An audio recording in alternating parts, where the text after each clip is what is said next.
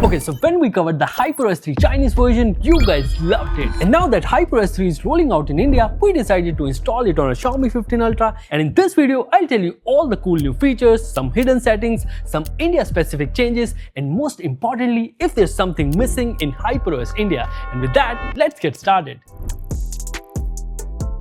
My first favorite feature is definitely the HyperIsland. This is actually Xiaomi's take on Apple's Dynamic Island, but the implementation is much better here. First of all, you get live activities for things like music, timers, voice recording, and even charging. You can run up to 3 activities at the same time and switch between them seamlessly like this. What I really like about this is that the music player animations change based on the album art, and the moment you stop the music, the animation also pauses instantly. Another cool thing is that you can also move these live activities into floating windows with a simple flick, and once you're done, you can just push them back into the island just like this. The animation for this is also very smooth. The only caveat is that HyperIsland supports only Xiaomi apps and some music apps like Spotify and YT Music, but it doesn't support apps like Blinkit or Swiggy. I really hope they add support for more apps because this could be very useful.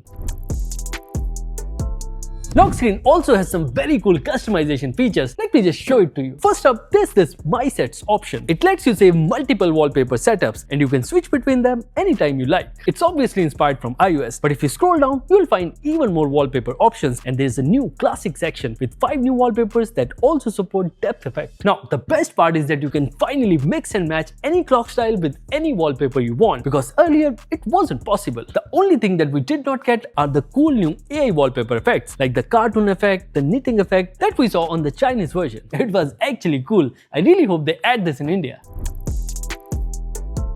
The home screen also got some nice upgrades this time. For starters, Xiaomi has finally refreshed the system app icons after a very long time, and honestly, they look much better now. We have got new icons for gallery, weather, camera, and all of them look clean and more modern. There are also a bunch of new widgets, especially for pets and weather, and they do make your home screen look more personalized. The search button, the edit option now use a Gaussian blur, and the search button is now a full AI home search. So you can just search through the files on your phone, and there's also an AI search option built in. Nice. The control center page has also changed a bit from last time. It's now more colorful with every icon having a different color, and all the tiles now use a white background instead of the usual blue. If this feels familiar, I think it's from it's from somewhere. I just can't seem to remember. Personally, I like the new design compared to HyperOS 2 because it just looks visually better. Apart from the control center, the status bar has also been updated. Icons for Wi-Fi and battery look more modern now. If I talk about the system apps, some of the Xiaomi apps also got some slight makeover. The icons in the settings are updated, there's now a new enhanced voice option in voice recorder, and the gallery app has also changed a lot. In the gallery app, the floating menu is now more rounded, there are some more sorting options, and the search feature also works better. If I talk about the animations, HyperOS already supports parallel animation similar to OxygenOS, and the overall UI feels quite fluid and responsive. With HyperOS 3, Xiaomi has just fine-tuned many system-level animations to make everything a bit more smoother and more polished than before. Xiaomi Interconnectivity has also got some major upgrades this time. It doesn't just work with other Xiaomi devices, but now it also supports iOS, iPadOS, and even macOS. So let's say you're using 2 phones, a Xiaomi phone and an iPhone. You can now sync your iPhone notifications directly on your Xiaomi phone, and at the same time, you can also turn your Xiaomi phone's hotspot directly from your iPhone. Basically, you can use just one phone to control both, and that makes it even more convenient. Now, the coolest thing is when you pair HyperOS with a Mac, you can just mirror your phone directly on your Mac, and you can even unlock your phone using the Touch ID. And not just that, you can also open up these 4 different apps and easily drag and drop files or photos effortlessly.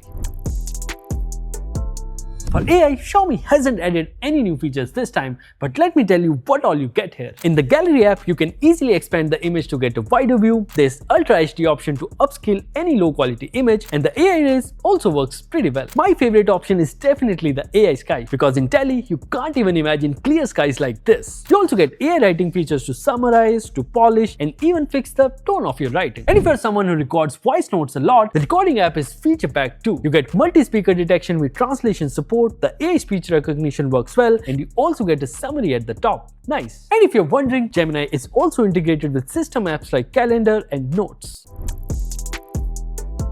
So that's pretty much everything you get in HyperOS 3 in India, but still, there are some more features that I really wish Xiaomi should have added. For example, the control center layout still isn't customizable, which shouldn't be the case. Plus, there are no haptics while adjusting volume or brightness. I mean, why? Lockscreen widgets would also have been great, and some of the native Android 16 features are still missing. I really hope Xiaomi brings these features in the future updates. The HyperOS 3 update rollout has already started in India, so your Xiaomi, Poco or Redmi phones should be receiving it soon. If you're wondering when will your phone get the update, well, I will drop a link to our article in the description so you can check if your phone is on the list or not. So that's it for this video. I really hope you enjoyed watching this one. If you did, please press that like button, it really means a lot. And thank you for watching, and I'll see you in the next one.